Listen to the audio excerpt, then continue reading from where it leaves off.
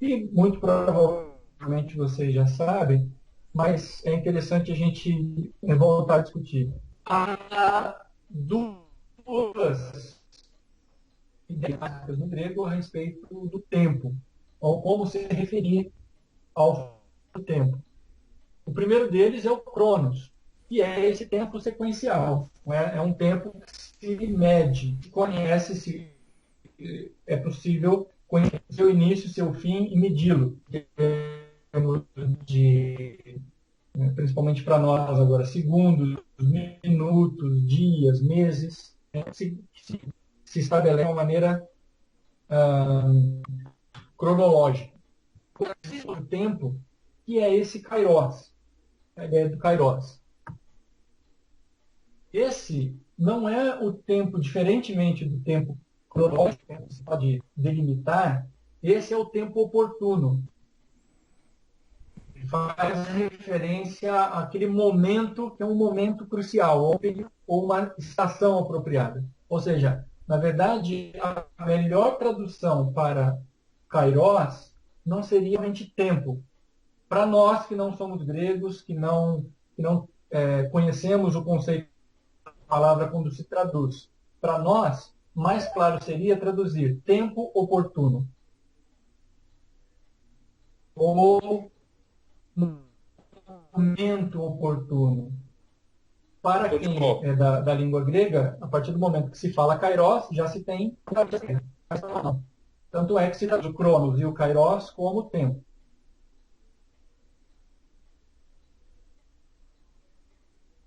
Desculpe, Daniel. Não, estou de volta. É que eu tinha caído. Daniel, você fez algum comentário?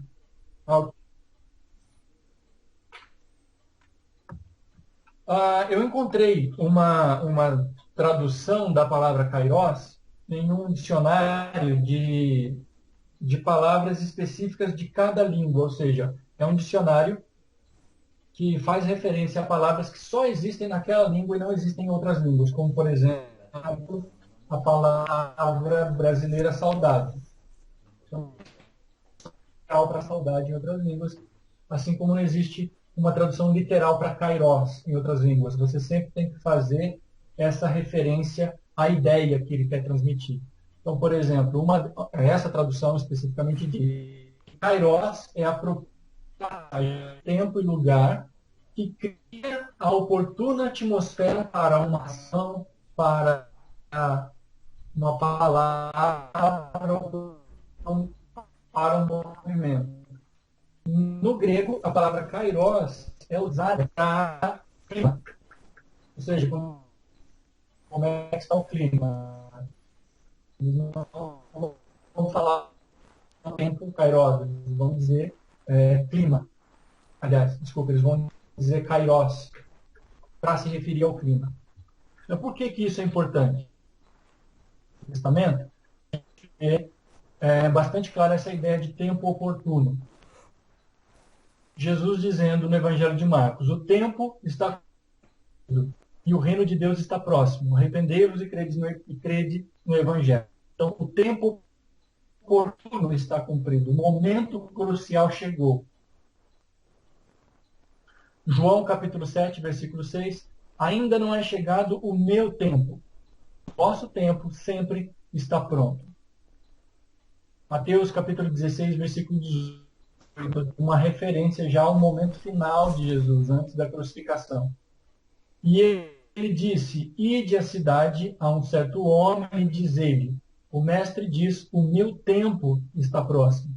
Em tua casa celebrarei a Páscoa com os meus discípulos. Romanos 13, 11. Isto digo, conhecendo o tempo, ou o momento propício, e já a hora de despertarmos do sono, nossa salvação está, agora, mais perto de nós do que quando aceitamos a fé. Nesse versículo especificamente, Paulo ainda amplia ou esclarece ainda mais a ideia do kairos aqui do tempo oportuno, porque ele vai explicar, já é hora de despertarmos do sono. Então ele enfatiza que é a ideia do kairos, do tempo propício. segunda carta aos Coríntios, capítulo 6, versículo 2. Ouvi-te em tempo aceitável e socorri-te no dia da salvação. Eis aqui agora o tempo aceitável. Eis aqui agora o dia da salvação. Então, como eu falei para vocês, mais apropriada para Kairos seria o tempo oportuno. Então, aqui em Apocalipse, capítulo 1, versículo 3, a gente tem essa ideia. No capítulo 22, ele vai fechar o livro com um epílogo dizendo: e disse-me, não celes as palavras da profecia deste livro, porque próximo está o tempo. Ou seja, a pergunta que é feita, então, a partir desses versículos que a gente leu, e a partir dessa conversa introdutória, de que João estaria se referindo não à vinda futura, a chegada futura de Jesus, mas a presença dele, a presença mística de Cristo na comunidade, faça essa pergunta. O que ele está se referindo, ao que ele está se referindo aqui no capítulo 1 e no capítulo 22? A segunda vinda ou a presença constante na e pela comunidade? Ou seja, a presença de Jesus na comunidade, atuando, e pela comunidade, atuando em favor da comunidade. Como é que vocês veem essa possibilidade? Eu acho que essa questão de presença na e pela comunidade está relacionada e pode estar vinculada com a ideia paulina de que a igreja é o corpo de Cristo. Nesse sentido, ele é a presença visível da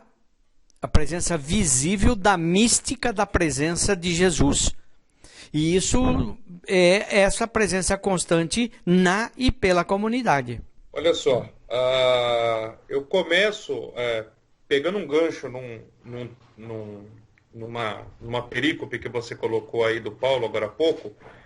Este é o tempo, o dia da salvação, né? Isso faz a gente pensar, que eu acho que foi até o Marcos que falou isso um tempo atrás, né?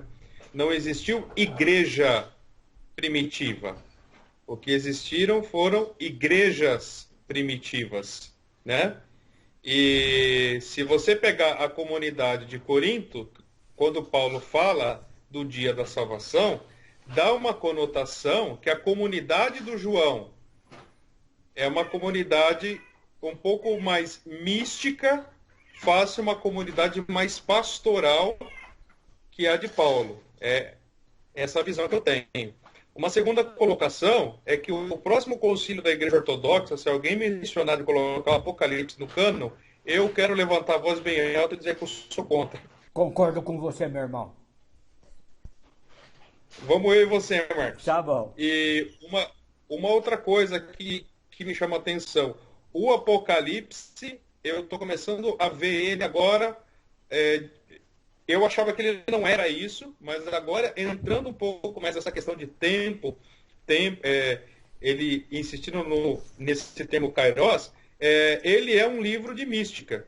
E talvez isso, eu não sei como é que vamos estar mais para frente, mas dá para você ver que ele é um livro místico, ele vai entrar numa questão ele está entrando numa questão muito forte de espiritualidade, e a parousia é como que uma forma de fomentar a comunidade a se preparar, a crescer em virtudes, a crescer em comunhão, mas com foco nessa vinda de Cristo.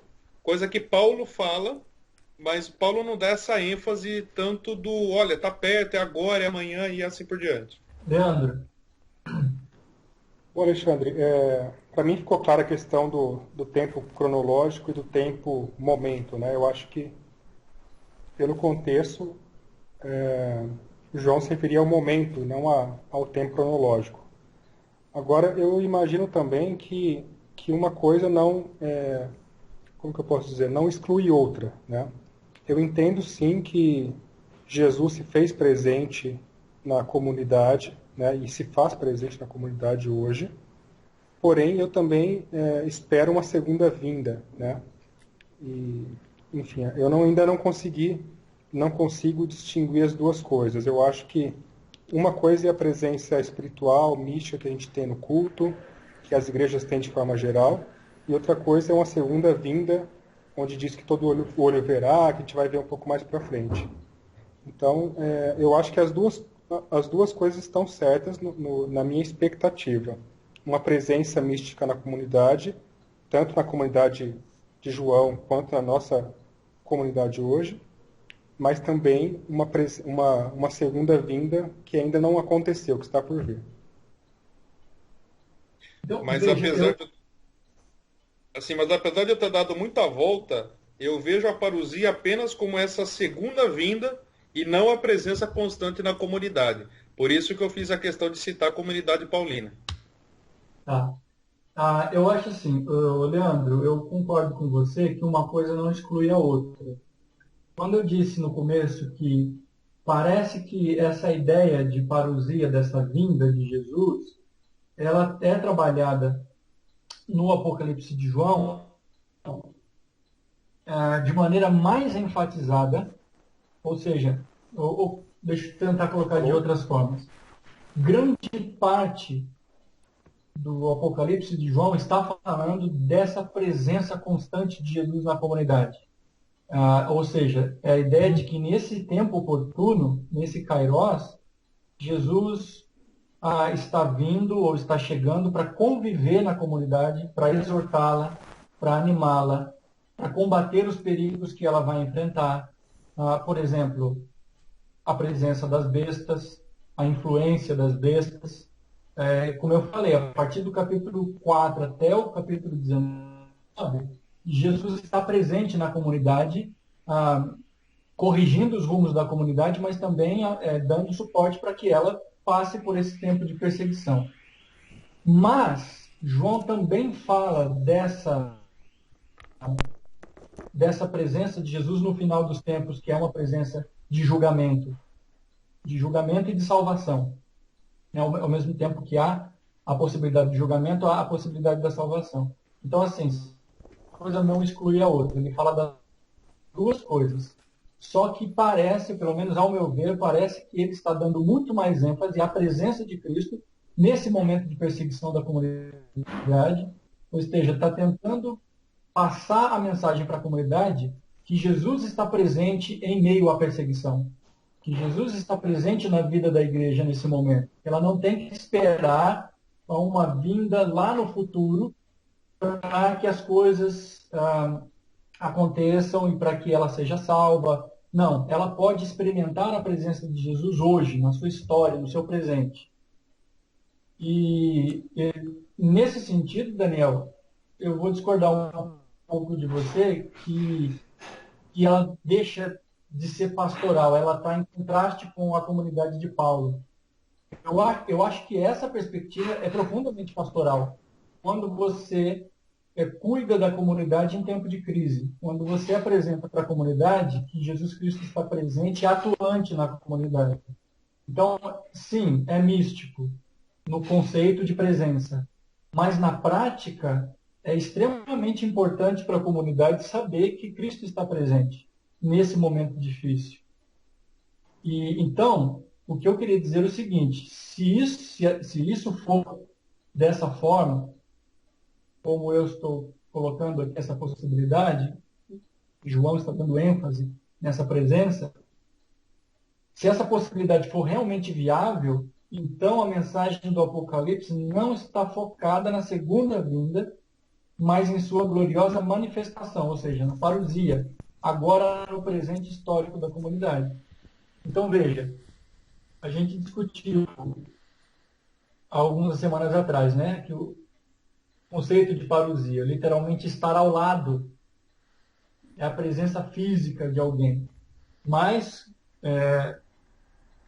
conforme o tempo foi passando, essa palavra foi adquirindo outros significados. Mas ela também diz respeito à chegada daquele que é o único capaz de lidar com a situação. Ela se tornou a expressão técnica para a chegada ou visita oficial do imperador. Era celebrada publicamente com culto de honrarias, procissão e cortejo, e se referia a um grande advento, também para exaltar ou para se referir ao nascimento, à presença gloriosa de um governante. Mas literalmente, lá no começo, a palavra ela designa essa presença física de uma pessoa. Eu não creio que João esteja discutindo ou não essa presença física de Jesus, mas para ele parece que, sem dúvidas, Jesus está presente de alguma forma. Um minuto só, eu travei lá atrás. Porque quando se mencionou a dimensão pastoral desta carta, a minha cabeça rodou o seguinte: é apocalíptico ou é pastoral? Ou é um apocalíptico pastoral? E é um gênero, porque muitas vezes eu ouvi gente dizendo que o Apocalipse não se enquadra no gênero apocalíptico. Mas eu nunca tinha ouvido ninguém dizer que ele é uma carta pastoral. E eu vejo sentido nessa dimensão pastoral a partir dessas considerações que estão sendo feitas. Então eu queria dar uma paradinha aqui para ver onde é que nós colocamos o peso.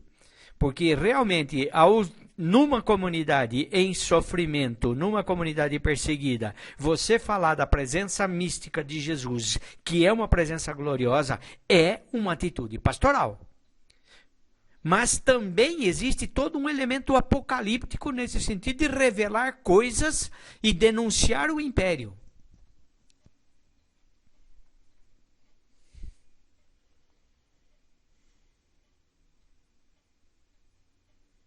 Essa é a minha linha de pensamento, a que eu estou apresentando aqui agora. É o que para mim fez muito sentido ao reler o versículo 3 e começar a estudar a questão da expressão kairos, do tempo oportuno, e perceber que essa expressão, né, da chegada, o erhomai, ela é constante no livro. Essa chegada. Mas olha, eu acho que talvez outro argumento seja esse versículo de Mateus 28. A questão é assim, o fato é que, segundo o entendimento geral das primeiras comunidades cristãs, porque sim, concordando com Daniel, elas eram diferentes, elas tinham diferentes enfoques, elas tinham diferentes desafios, mas segundo o entendimento geral dessas comunidades, Jesus nunca deixou a igreja.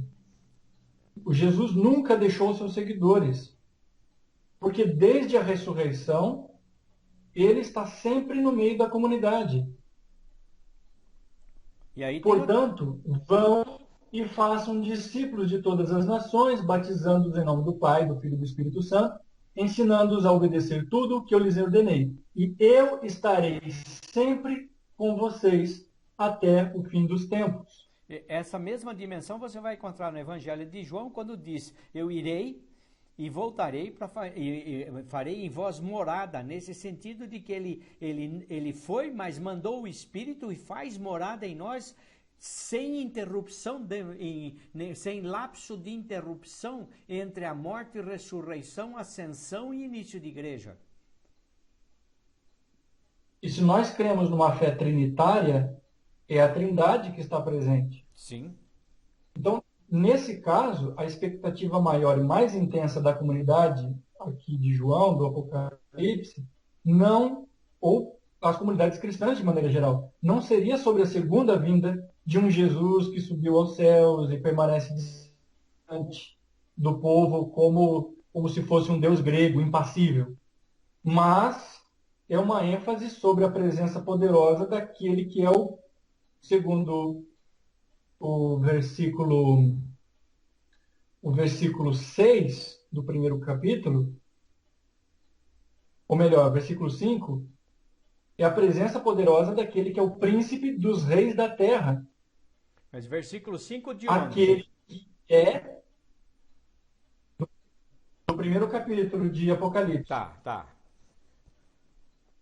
Eu deveria ter colocado aqui na tela, mas não coloquei. Versículo 5, dê uma olhada aí. Aquele que é o príncipe dos reis da terra. Ou seja, Jesus aqui como o governante, aquele que tem o poder. Sei. No versículo 6, ele vai falar, é a presença desse Jesus que é aquele que é, aquele que era e aquele que há de vir. Uma outra coisa... Diga. Não, só para não perder o fio aqui, a gente não pode entender que essa presença seria o Espírito Santo, o Consolador que seria enviado?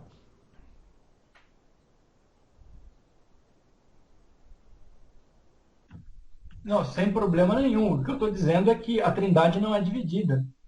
Se é a presença do Espírito, é a presença de Jesus, é a presença de Deus Pai também. Como é que você vê isso, Daniel? Aí agora você apertou o homem lá. Olha, isso é complicado, viu? Então, Porque isso é que eu tal do vou te homoiúcios e eu não sei o que lá, que vocês brigam lá atrás com a questão da natureza? Se é da mesma essência, se é da mesma. Como é que é? Então, aí que tá, né? Aqui a gente precisaria de entender. Eu vejo como a presença do Cristo.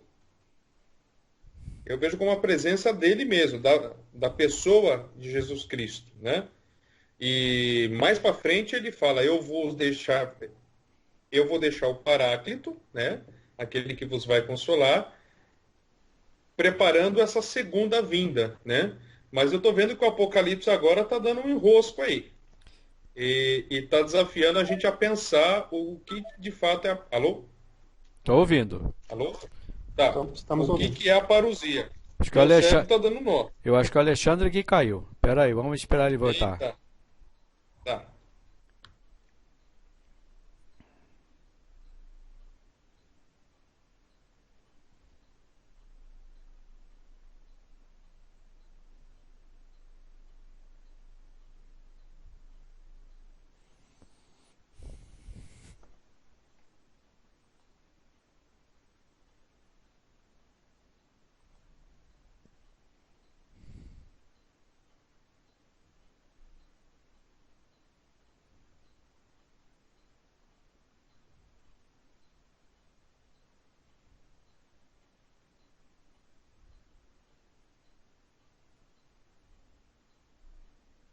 Ele já estava reclamando que estava tendo problema de internet, aí voltou. Voltou, né? Então, refaça as suas considerações, por favor. Leandro, tá aí?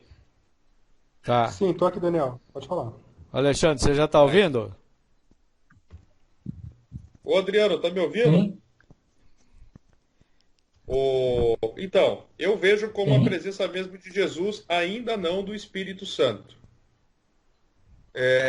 Mas, enfim, o Apocalipse está dando nó e está desafiando a gente entender o que é essa parousia, né? Porque, de fato, a presença de Cristo na comunidade e a segunda vinda é um negócio que eu nunca parei para pensar. Agora, você E não... agora tá... Vocês, na ortodoxia, fazem a distinção entre a trindade e a triunidade, onde cada pessoa da trindade tem uma função específica e que, ainda que essa função específica seja feita pelo Espírito, e é uma função do Espírito, a de Consolador, não deixa de ser uma presença trinitária. Exato. Exato. Aí que tá. É difícil separar os três, né? Porque Mas- qualquer ação, seja ela do Então, Espírito Santo, essa- do Pai ou do Filho, ela é uma ação dos três, né? Sim. Aí que é aquela questão da pericorese, Porque você não pode Exato. dizer que Jesus... Que o da Espírito... sinergia entre as hipóstases, né? Sim. Porque você não pode dizer que o Espírito Santo morreu na cruz. E nem que Deus foi Não. crucificado. Mas, por outro lado, a Jamais. presença trinitária estava ali. Nas tuas Sim. mãos, ó Pai, entrego o meu espírito. E aí está a presença trinitária na cruz. Ainda que a função era a função do Filho e não do Espírito nem de Deus. Que é aquela coisa, né? Apesar do Espírito Santo ser aquele que santifica o homem, mas não foi ele que trouxe a redenção. Não foi ele que salvou o homem. Tá. Há uma ação. É difícil especular sobre a Trindade, mas eu vou falar de uma percepção minha. Há uma ação de cada hipóstase, de cada pessoa, porém, sempre são os três. E aí vem um dos concílios, que eu acho que é o quarto concílio, que vai definir a unio hipostática. Isso, a união hipostática. Que é a partir daí que os calcedonianos, né, se Ah, separam. sim, Esse é o Calcedônio. tá. Então, eu acho aqui, ó, uma questão importante. A gente está falando de um texto escrito pelo menos 70 anos depois, Da morte. ou melhor, 40 anos, no mínimo 40 anos depois da morte de Cristo. Porque Você está jogando o Apocalipse no ano 70? alguns, é isso que eu vou dizer, alguns estudiosos, hoje, mais recentemente, têm ah, indicado que o Apocalipse foi escrito entre 68 e 70, enquanto outros, a partir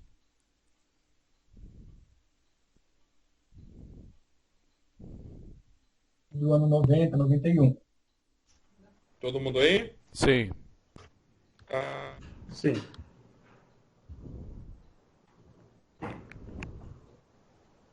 Eu não sei, mas para mim eu acho que o Apocalipse ele se ajusta melhor quanto mais tardio ele for.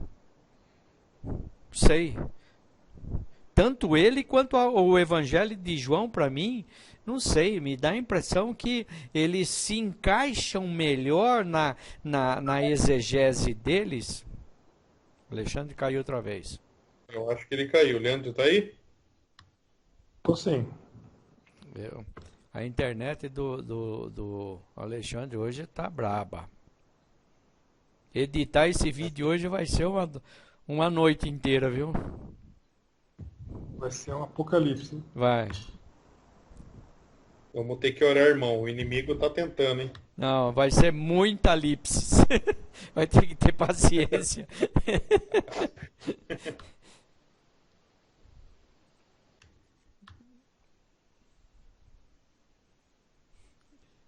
Porque O Lips deve ser o cramunhão da internet, né? o- não é por nada não, mas cada um desses estudos eu estou ouvindo 7, 8 vezes para poder editar, cortar pedaços, pontos, vamos dizer assim, silenciosos para não estender muito, porque a hora que o cara está ouvindo, o ponto silencioso para nós aqui faz sentido, mas para eles não faz sentido nenhum, né? Então eu tenho que ir recortando todos esses pontos e, por exemplo, quando a gente fala uma coisa aqui, até que vocês respondam, fica um tempo morto aí. Esse tempo eu tenho que editar e recortar. Vai, Alexandre, você estava falando. Fala, voz da sabedoria. Então, como é que você vai fazer para encaixar o seu comentário? Porque eu acho que cortou. Não, eu aqui tá gravando tudo, Tá. tá? Então Depois vamos eu lá. edito isso. Tá.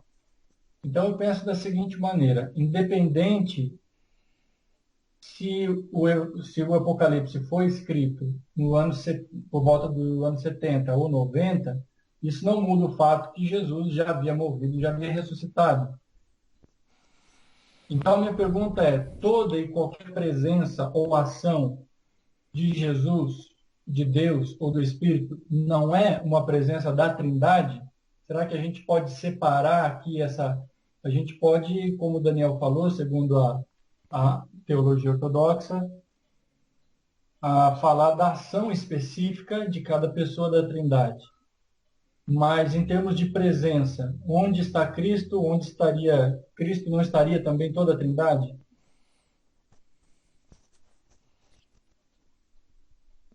Eu até hoje não entendi isso, viu, Alexandre? Eu quero pegar uma frase do Daniel, né? É difícil especular sobre a Trindade. Eu acho que tudo que se possa falar da Trindade é especulação. Porque ela é de uma dimensão tão infinita que é impossível nós trazermos em conceitos, ou mesmo que sejam didáticos, uma apreensão completa do que é, porque seria botar o mar num dedal. Uhum. Bom, isso tudo que a gente está discutindo tem a ver com esse argumento, né, que eu estou, na verdade, até especulando aqui com vocês, Sim. que a comunidade não espera que ele venha, mas que ele se manifeste. Ela não espera que ele venha porque ele nunca partiu.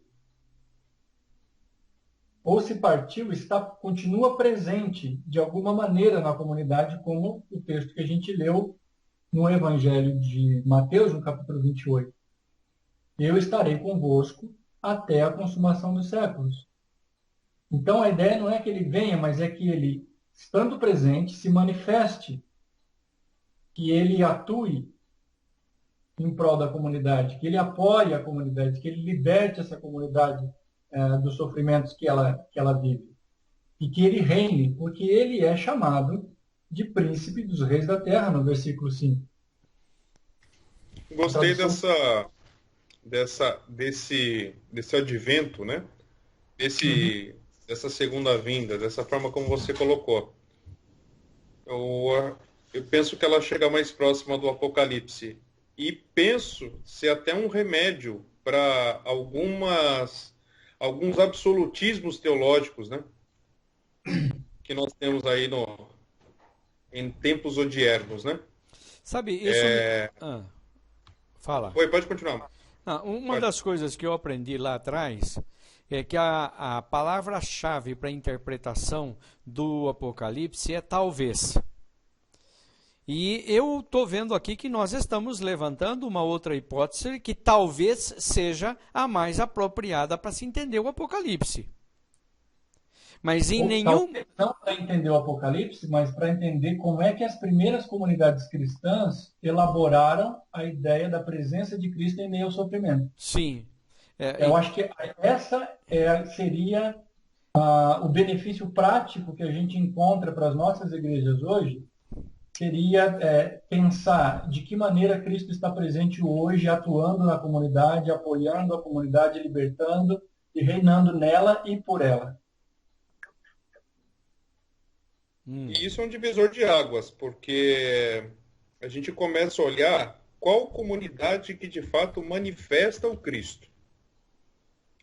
Pegando esse gancho, né, nessa palavra que você deixou em amarelo, essa manifestação, essa epifania, né? E aí seria uma boa palavra também. E aí vem um pouco da ideia do Dietrich Bonhoeffer de que a igreja deve ser Cristo para os outros.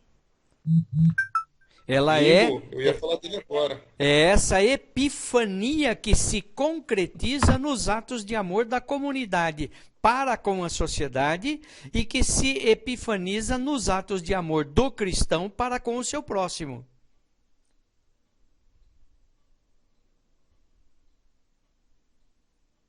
Acredito nisso. Vamos caminhar mais um pouquinho?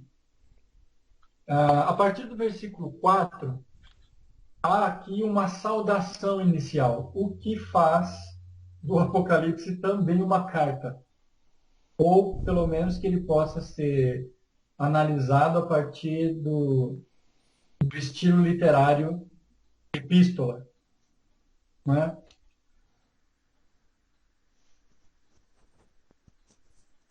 A primeira coisa é o seguinte, ele faz duas referências claras ao livro de Êxodo. A gente vai ver uma delas hoje. Não é? Deixa eu deixar aqui e a gente conversa um pouco sobre isso.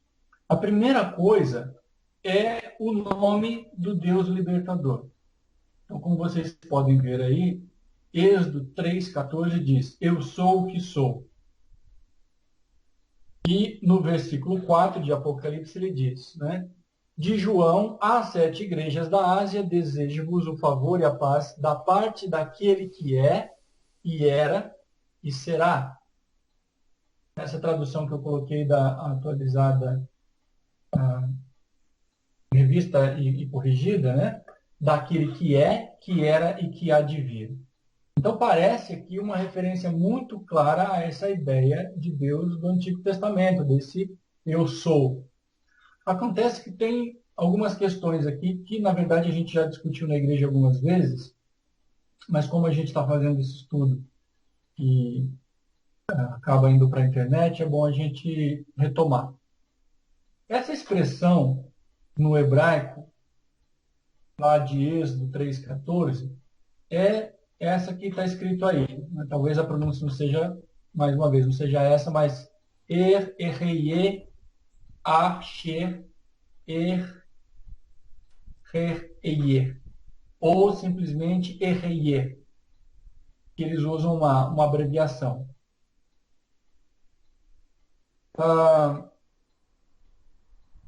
Essa expressão foi traduzida, quando traduzida do hebraico para o grego, ela foi traduzida como ego eimi, ou seja, eu sou, que é aquele famoso ego eimi que João usa, tanto no Evangelho quanto nas cartas, né? O eu sou, Jesus diz, eu sou o pão da vida.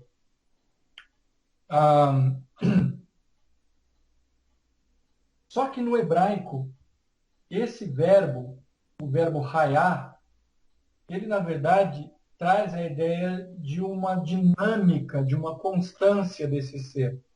Não é um ser pronto, definido e definitivo. Ou, por exemplo, ele poderia ser traduzido como eu me torno, eu me faço, eu estou, ou eu estou sendo. O tempo verbal aqui é infinitivo, e alguns tradutores acham melhor traduzir como eu serei, justamente para poder evidenciar esse dinamismo desse verbo. Então, ele não é algo já pronto, não é eu sou, ele é eu serei. Ou numa tradução até mais, pode até ser um pouco mais complexa, mas talvez traduziria melhor essa ideia. Eu sou o que eu estou sendo, ou eu sou o que eu serei. Primeiro, denota esse dinamismo. Segundo, nos traz essa ideia de que nomes são irrelevantes para Deus. Eles são relevantes para nós. Mas os nomes são irrelevantes para Deus porque Deus será o que quer que Ele queira. Aí a gente pode entrar um pouco na ideia de soberania de Deus, mas é a ideia de que Deus é o que Ele quer ser e o que Ele vai ser pode ser qualquer coisa que a gente não dá conta de dizer. Quando isso foi traduzido lá na Septuaginta para o grego, ele ficou como ego eimi, eu sou. E daí as nossas traduções mais clássicas acompanham muito mais a tradução da Septuaginta, tradução grega, do que o texto em hebraico. Algumas tentativas mais recentes estão relendo os textos no hebraico e fazendo uma tradução aproximada dessa ideia. Então, vocês vão encontrar possivelmente algumas traduções que vão trazer essa ideia de que eu serei o que serei.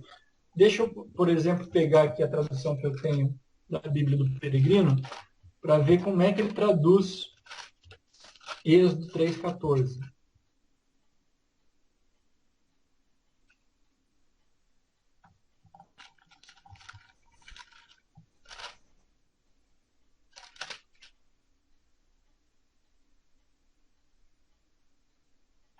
Ele acompanha as traduções clássicas. Ele diz eu sou.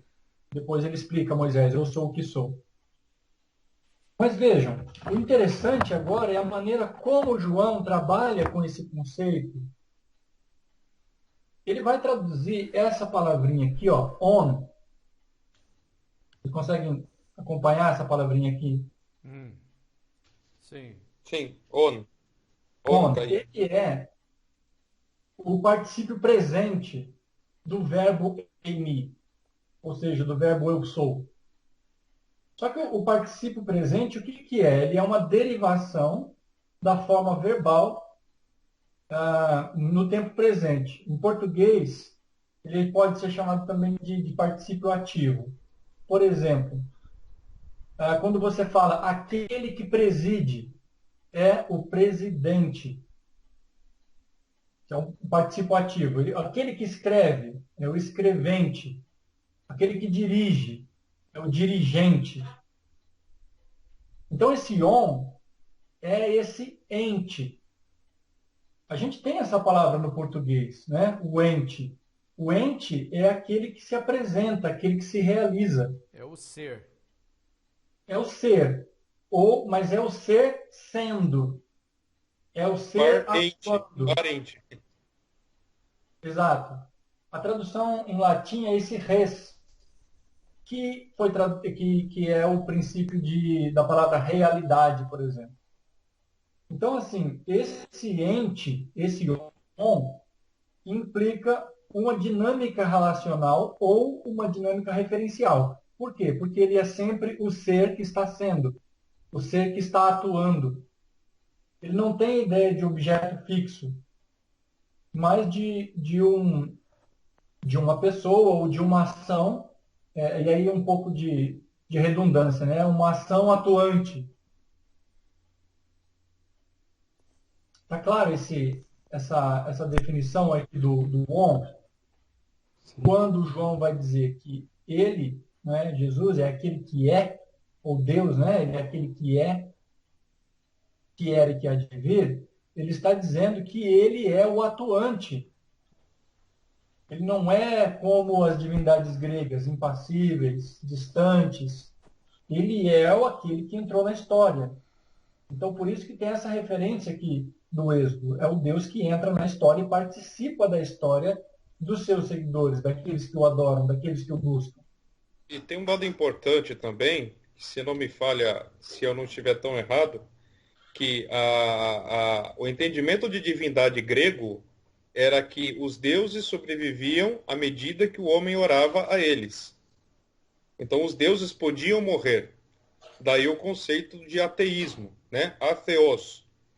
Agora, quando João apresenta Jesus como aquele que é, que era e que há de vir, ele coloca uma realidade atemporal para Deus. Ou seja, é um Deus incapaz de morrer. E tem um outro dado também lá no Evangelho de João, quando ele diz: no princípio era. Ou seja, no início de tudo, o verbo já era passado. Ele já existia. Ou seja, essa dimensão atemporal também se reflete na teologia joanina do Evangelho, quando ele vai dizer que no princípio ele já estava. Ou seja, ele era passado quando começou tudo. E eu acho que isso me gera uma pergunta ainda mais problemática para a questão da parousia. Se nós falamos de um Deus atemporal e que está na comunidade, como esperar essa vinda, né? Ainda estou tentando encaixar essa questão da vida. Me incomodou bastante, viu? Porque aí também nós temos que relacionar isso com esse Deus atemporal que, temporal e historicamente, se manifesta em Jesus Cristo. E aí, na expressão de Paulo aos Filipenses, ele se esvaziou, assumindo a forma de servo. Ou seja, é como que se, vamos dizer assim, na dimensão da atemporalidade, houvesse um momento em que houve um parênteses da atemporalidade na encarnação de Jesus. E aí vem também um outro dado que alguns teólogos vão chamar da encarnação eterna de Jesus.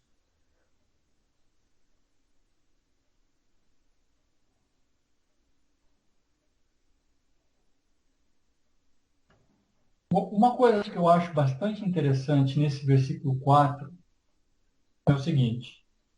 A primeira coisa é que ele não segue uma ordem que para nós seria cronologicamente lógica.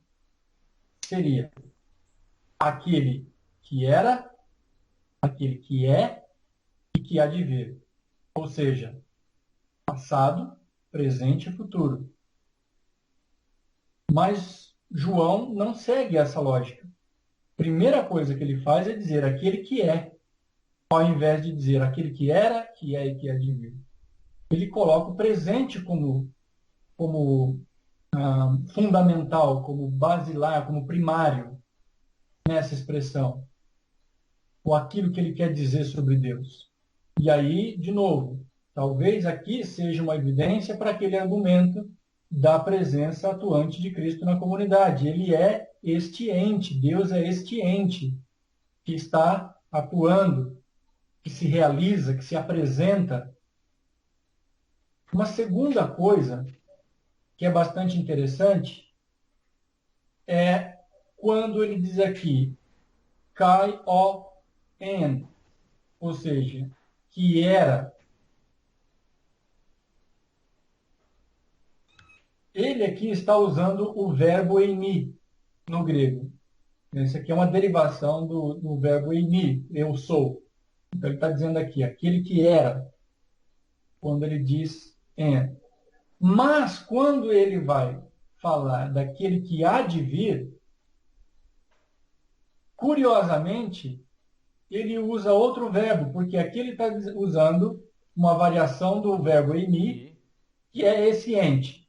Aqui ele também está usando uma variação do verbo eimi, que é eu sou, mas ele está usando no passado, era. Mas aqui ele não está dizendo será do verbo ser, ele será. Ele está usando aquele mesmo verbo que nós analisamos lá atrás, erhómenos, que é vir ou chegar. Então, mais uma vez, aqui talvez seja essa uma das maiores evidências, ou uma evidência que se soma a esse argumento dessa presença de Deus, ou através de Jesus Cristo, na comunidade. Então, uma tradução possível seria da parte daquele que está sendo, que era e que há de vir. Mas não no sentido de ser, no sentido de chegar mesmo, da parousia, da presença que é uma presença gloriosa, da presença que é uma presença confortadora em meio à perseguição, mas também que é uma presença crítica para corrigir os rumos das igrejas que estavam cambaleando e cedendo à tentação em meio à perseguição.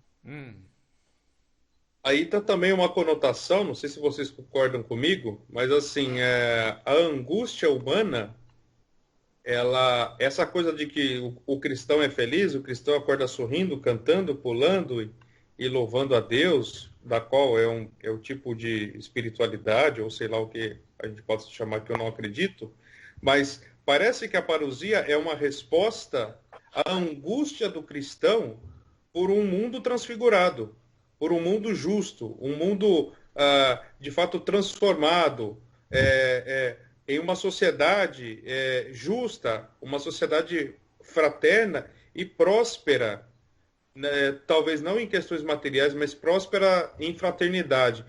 Eu não sei, eu estou começando a captar um pouco disso, né?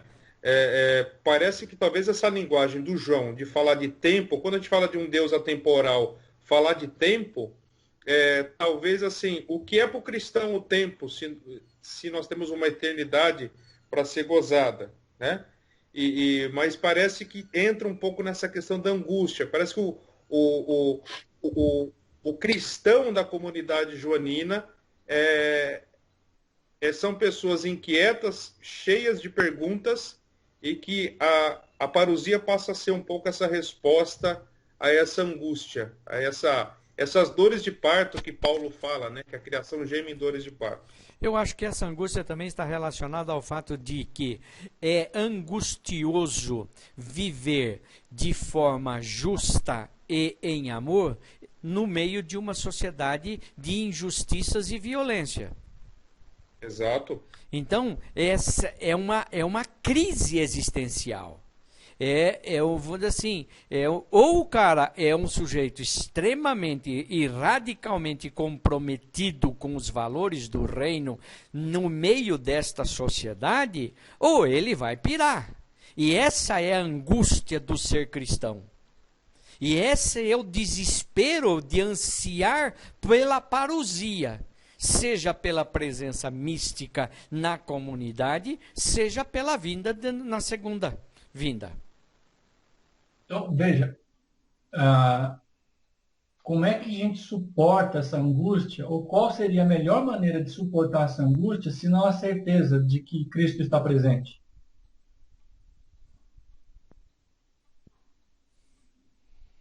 Por isso, então, assim, pode ser que isso que a gente está discutindo aqui seja, ou tenha sido a elaboração que a comunidade de João aqui, do livro de Apocalipse, tenha feito para suportar aquele momento da perseguição terrível que eles viveram. Ou seja, como é que a gente encontra alegria em meio a uma situação angustiante? Olha, só através da presença de Cristo. É isso que deu sobrevida a essas pessoas, ou aquilo que alimentou a esperança dessas pessoas.